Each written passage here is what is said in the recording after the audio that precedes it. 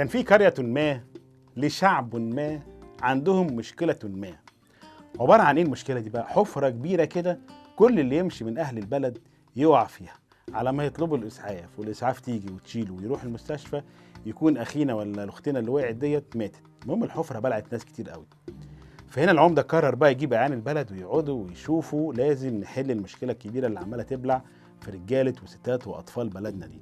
عملوا مجلس حلو كده على مستوى القاعدة وكله قاعد يفكر. فجه واحد قال احنا لازم نجيب عربية إسعاف جنب الحفرة علشان اللي يقع ونطلعه تبقى العربية جنبنا ناخده نوديه المستشفى على طول. واحد تاني قال لا بس ايه رأيكم لو احنا عملنا حبال وسلالم ربطناها في الحفرة عشان اللي يقع ننزل بسرعة ننقذه ونطلع بيه. جه واحد تالت قال يا جماعة بصوا، طب ما احنا على ما نطلعه من تحت ونركبه العربية ويروح المستشفى ما هيكون مات. احنا نعمل مستشفى جنب الحفرة، نبني مستشفى كبيرة جنب الحفرة، اللي يقع نطلعه ندخله المستشفى ويبقى احنا كده وفرنا عربية الإسعاف. طبعا ده كانت فكرة ذكية وكل سقف له وكل حاجة. دخل واحد غريب من على المدينة شكله كده مش شبههم، قال لهم يا جماعة اللي بتحكوه ده.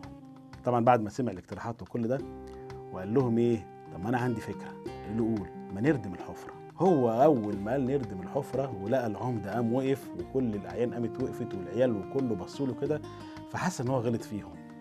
قالوا له ازاي نردم الحفرة؟ فلما حب يلم نفسه بسرعة قال لهم احنا نردم الحفرة هنا ونروح نعمل حفرة شبهها بالظبط جنب المستشفى. هنا قالوا انت كده بتتكلم صح، كده احنا وفرنا فعلا.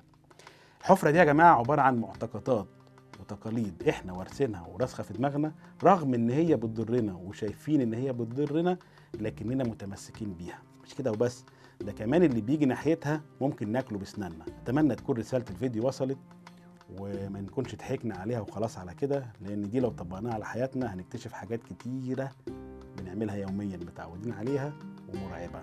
شكرا والى اللقاء في فيديو اخر. السلام عليكم.